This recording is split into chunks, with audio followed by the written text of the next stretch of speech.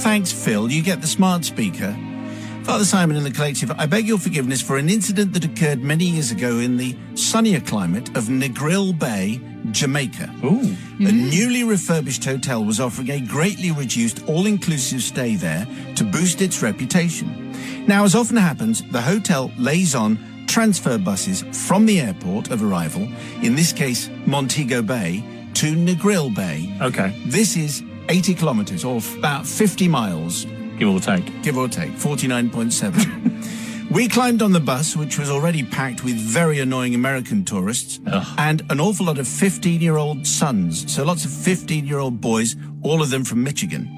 Almost at once, they started harassing the elderly bus driver with comments that if he was this old, he should have given up working long ago. Ugh. We didn't like this.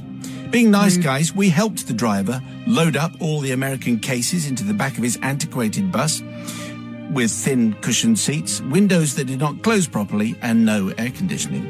Anyway, all through the 3-hour journey over rough roads, potholes, and scary drops down steep cliff faces into quite rough seas, the driver put on the sounds of his hero, Bob Marley, playing through the coach. This led to more adverse comments from the American contingent. You got any Van Halen? I'll dig it. Got any good old American tunes? Tunes. Wow. To which got the response, yeah, man, said the driver. And more volume for good old Bob Marley. Got any Tammy Wynette? Turn up the Marley. Any Leonard Skinner? Leonard? More Bob Marley, and then even more Bob Marley, even louder and louder. Anyway, after a hairy road trip, we all arrived at the hotel, and the bus driver took off his hat to collect the bus fare, which was 50 Jamaican dollars, which was about, then, 32 cents US. But the Americans, bless them, didn't realize that different dollars were used in other countries, and they hadn't checked before they left. They started saying it was a rip-off, but then pulled $50 notes off big money rolls or their money clips. Of course, the driver noticed this, but stayed silent. Now, I saw this, says Phil, and I could have pointed out that the Americans were overpaying the driver by a massive amount, but after the way they had abused the poor man, I felt justified in staying stum and saying nothing.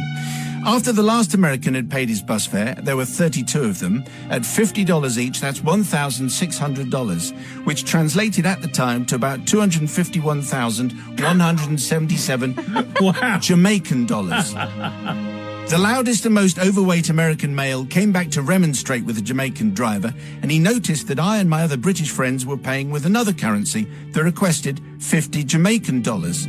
Imagine his anger and frustration as we blocked his entry onto the bus to allow the driver to start his long drive back to Montego Bay with enough money to pay for his kids' tuition through school and probably university as well. Brilliant. Do we feel the need for forgiveness? Well, probably yes, for all the quiet Americans, and there were some, who did not need to pay over the odds for the bus fare from the airport to the hotel, which is about 3 hours. But for the majority of the Americans who verbally abused the elderly driver, I feel vindicated for our deeds. I'll leave it up to you and the brothers and sisters online to forgive us for our misspent youth, or not, as the case may be. Just to let you know that the trip was great. We swam with dolphins, we swam in the Black River with crocodiles, and we drank samples of Appleton rum. That's actually not relevant at all, but you know, it's just extenuating circumstances. Happy days, says Phil. Well, I think I know which way this is going to go, but let's just check in. Forgiveness from Hardline Sister Jackie, what do you say?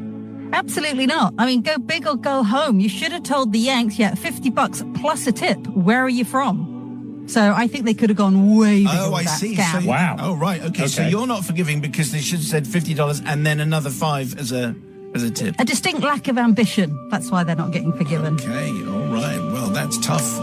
Yeah. Brother from another gutter. I'm not sure I can go that tough. I mean, it would be wrong to paint all American tourists as being flash and brash and loud and rolling around with their money clips. It's unfortunate that most of them tend to be a bit like that. But you know, I mean, you could argue the country was probably better when we were running it. But, you know, that's the way things go with the Civil War. Or the other one. Anyway, I'm going Where are you taking this? I'm going to forgive, just because obviously they were behaving appallingly, and your man got his kids through college based on them not being able to tell the difference between their own money and a foreign country's money. Unlucky, sunshine. Oh, right. So you were talking, the country that would be better run was America. Yeah, that's the one. Right. Yeah. I thought you might have been talking about